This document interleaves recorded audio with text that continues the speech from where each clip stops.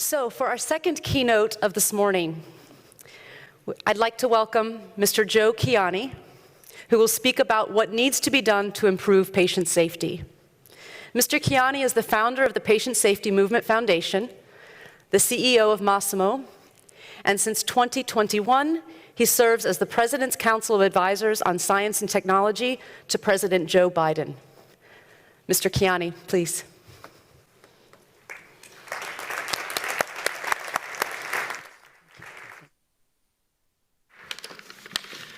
Good morning.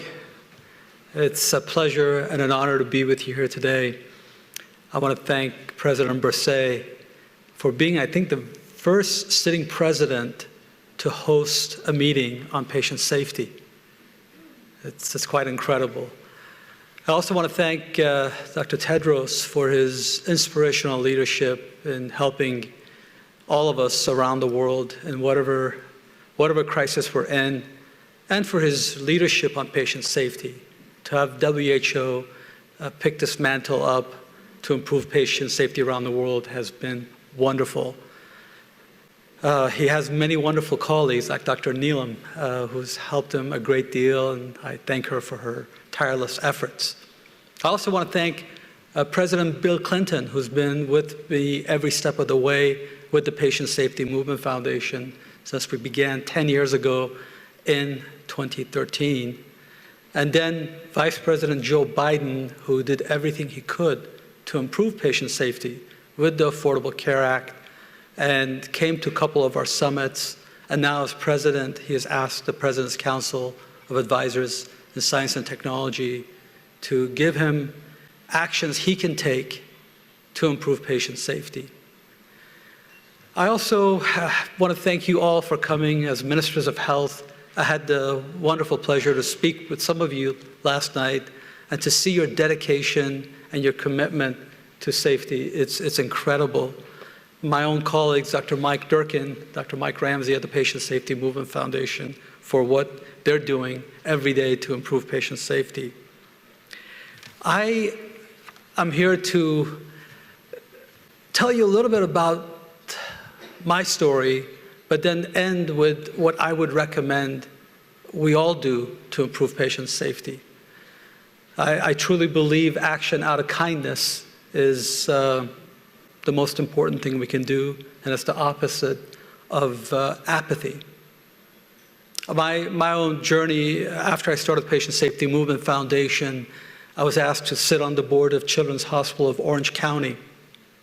And at the time, I told their CEO, I would love to do that, but as the person who started the foundation for the patient safety movement, we had to be at zero. And are they ready for me to pester them to get them to zero? And of course, she said, that's why we've asked you to join us. And for 6 years, we've been at zero. Recently, a young lady died due to, unfortunately, a mistake during surgery. A trocar was pushed in and her aorta was cut. Now, we're doing a root cause analysis to see if that could have been prevented. Hopefully, we'll learn from that. Maybe we should do imaging around the surgical site before we do surgeries in case things are not where they're supposed to be. But 300 miles from Children's Hospital of Orange County, at UCSF, a young man died when he went to donate his kidney to his sister, and the kidney transplant was successful, but the opioids he was given killed him, and there was no monitoring to avoid opioid respiratory depression. I hope we don't have to bury any more people when we know there's evidence-based practices that we can implement to avoid harms. When I began at CHOC as the head of the quality committee, I was happy to see they were looking at quality. They were looking at medical errors, but they were comparing themselves to their colleagues. And if they were lower in error rate than others, that was considered a job well done. And I challenged them that shouldn't the goal be zero? And they were not at zero at the time. And to their credit, they accepted that challenge. And they went one step further. They tied the bonuses of the faculty to zero. Something incredible occurred at the next meeting. We went from hoping for zero to planning for zero. They had gone to the website of Patient Safety Movement Foundation and the Joint Commission, and they had looked at the evidence-based practices to deal with multiple challenges, from central line-associated bloodstream infection to medication error to failure to rescue. And they had marked in green the steps they were taking and marked in yellow and red what they weren't doing, with a mitigation strategy to get them to green. That's going from hoping for zero to planning for zero. And in the first year, they didn't achieve zero. But to their credit again, they actually didn't eliminate the bonus factor because they didn't get their bonuses. They doubled the bonus part for the zero preventable deaths. And for 6 years, they accomplished zero preventable deaths. So what is the lesson I took away from that? What did I learn from that?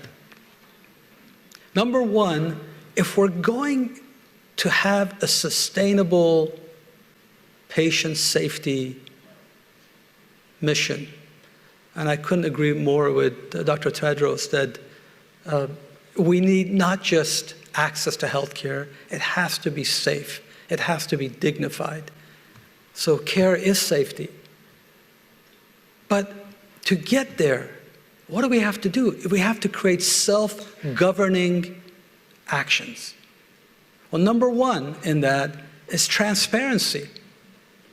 If we can agree on the medical errors that can be prevented through evidence-based practices, those then can be tracked by every hospital, and they could report every year, every quarter on their website publicly the number of harms they have for each of those errors.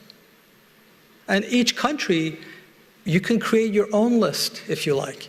You can go to the Patient Safety Movement Foundation and see what we have put together over the last decade. But you're welcome to have that done by your own teams. But identifying what's killing people that have a solution, that have evidence-based practices to avoid them is essential. That's number one. Number two is transparency. It's having every hospital report it so we can learn from it. What we measure improves. What we measure publicly improves faster. The next thing is to align the incentives. I don't profess to understand how healthcare is done in every part of the world. But in my country, half of the care is paid for by the government. Medicare, Medicaid pays for more than half of the care in every hospital. So therefore, they could mandate that to get that reimbursement, number one, they want transparency. But number two, that they will tie their performance to the payment. And you know, I'm one of those people that doesn't like to be told what to do. So if hospitals have zero errors, zero medical errors, zero preventable deaths, they don't have to do anything. But if they are going to have those problems, they should at least implement the evidence-based practices that are known today. And only then, if someone is harmed, it's okay, and they should get paid. But if someone is harmed and those evidence-based practices were not in place, they should not get paid. Not for the secondary care given to deal with the harm, nor the first. There's the carrot and the stick, and this becomes self-governing. This becomes a way that every board of directors of every hospital will expect their management to implement the evidence-based practices. The doctors and nurses want to do it. We need to empower them to go do it. I run a medical technology company most of my time, and I cannot imagine designing or manufacturing our products without standard operating procedures that everyone can look at and follow. Well, we do a lot of wonderful care. I was recently recipient of incredible care after, unfortunately, I suffered a subarachnoid hemorrhage on September 28th. And not only I got incredible surgeons who gave me that care, there was protocolized patient safety measures for the 3 weeks I was in the ICU by incredible clinicians, incredible nurses, very empathetic. And by the way, where I got my care, University of California, Irvine, was the first academic hospital who implemented all of the evidence-based practices, and I was there to benefit from it. So the doctors and nurses want to do it. We need to empower them to do this. So we need to identify the problems that have solutions. We need to have those be transparent. We need to know every hospital if they have harms. We need to align the incentives so that people implement them, and if they don't pay them. Because to err is human, but to not put these evidence-based practices in place is inhumane. I want to thank you all for everything you're doing. I can't help but to think about a movie, Happy Feet. Those of you who watched it, the penguins who danced and got the world's attention on the problem of overfishing. Well, this has been the case here. You all are now listening, you're paying attention, you're doing something about it. It is wonderful to see. And please know that we don't have the cure yet for cancer, but we can eliminate about 3 million deaths a year if we put evidence-based practices in place. Thank you so much for this opportunity to be with you today, and I hope my words at least resonated with one of you, if not all of you, so that hopefully we're doing something. We're taking action out of kindness. Thank you so much. Thank you.